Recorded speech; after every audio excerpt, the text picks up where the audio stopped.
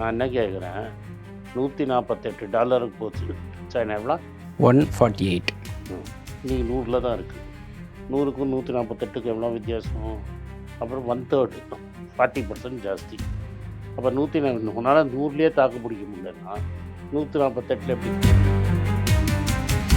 கோயம்பேடில் விலைவாசி 8% ஏறி இருக்குங்கிறாங்க. ஹோல்சேல் விலை 8% ஏறி இருக்குங்கிறாங்க. 100 ரூபா பொருள் 108 ரூபாய்க்கு விற்குதுங்கிறாங்க. எங்கள் நம்ம ஏரியா மயிலாப்பூர் வரத்துக்குள்ளே அது எப்படி 100 ரூபா பொருள் 103 ரூபாய்க்கு கிடைக்கும்? ஹோல்சேல் மார்க்கெட்டில் விலை ஏறிடுச்சான், ரீட்டைலில் மட்டும் விலை. தமிழ்நாட்டு ஜனங்களுக்கு ஒரு விஷயத்தை நீங்கள் சொல்லணும் அப்படின்னா என்ன சொல்லுவீங்க? தைரியமாக தங்கம்.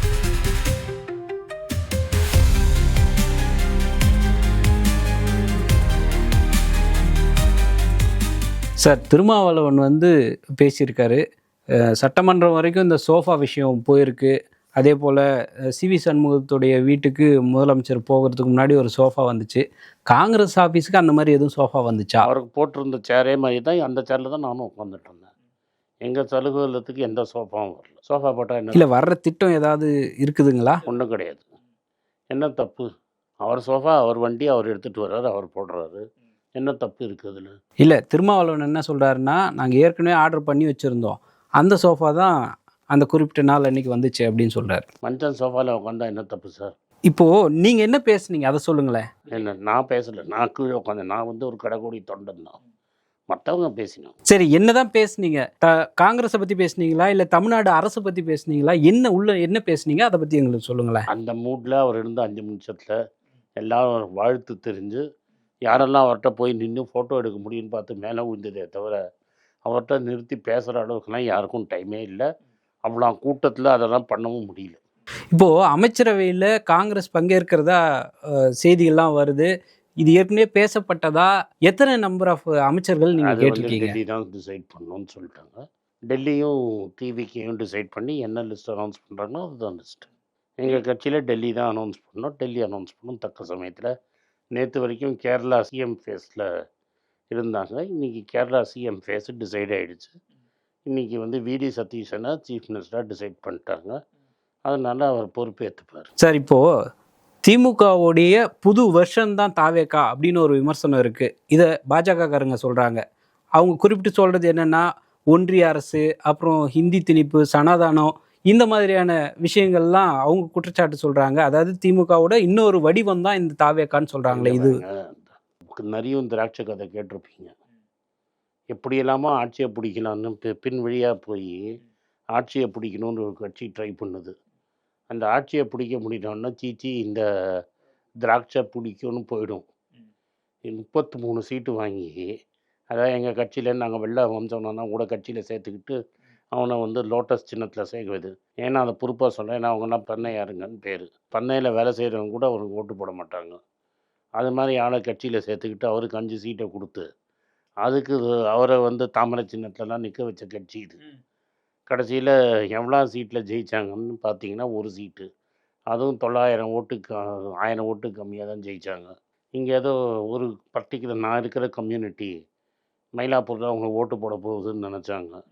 பார்த்தா அவங்க ஹோல் மால்ஸாக இறக்கி விட்டு தமிழிசை அம்மாவை 3வது இடத்துல இறக்கிட்டாங்க. அவங்களோட கவர்னராக இருந்தவங்க, ஸ்டேட்டு பிரசிடெண்ட்டாக இருந்தவங்க, அவங்க ஒரு ப்ரைம் கான்ஸ்டியூன்சியில் 3வது இடத்துக்கு போயிட்டாங்க. இதெல்லாம் என்ன சொல்லுது? தமிழ்நாட்டில் பிஜேபி வராதுன்னு தெரியும்.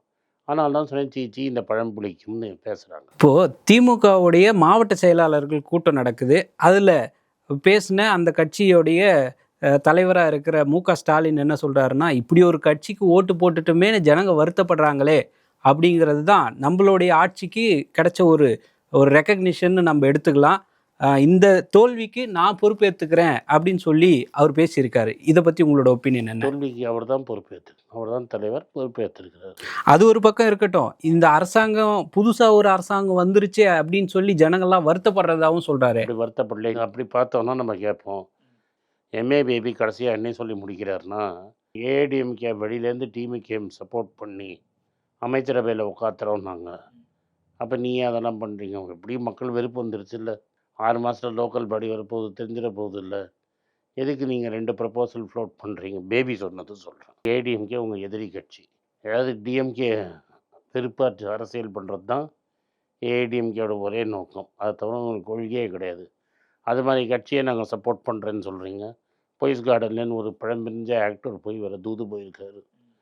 அதுக்கப்புறம் அதை கூப்பிட்டு நீங்கள் கம்யூனிஸ்ட் பார்ட்டியில் பேசுகிறீங்க. கம்யூனிஸ்ட் பார்ட்டிகிட்ட காங்கிரஸ் பேசுது ராகுல்.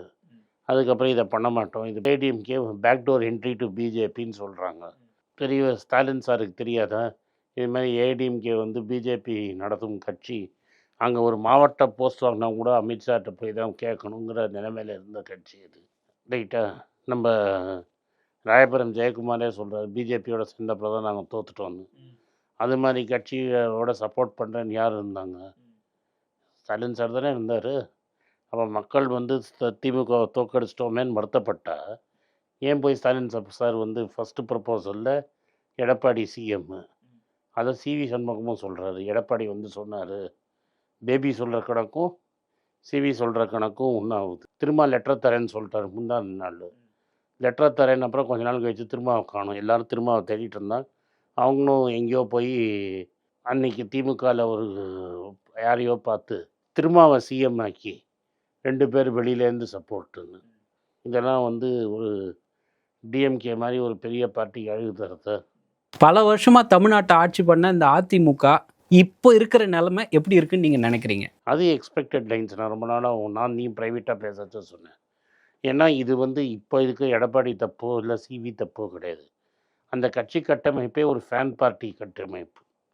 தட் இஸ் ஒரு தலைவரோட ஃபேன் தான் கட்சியாக மாறிச்சு.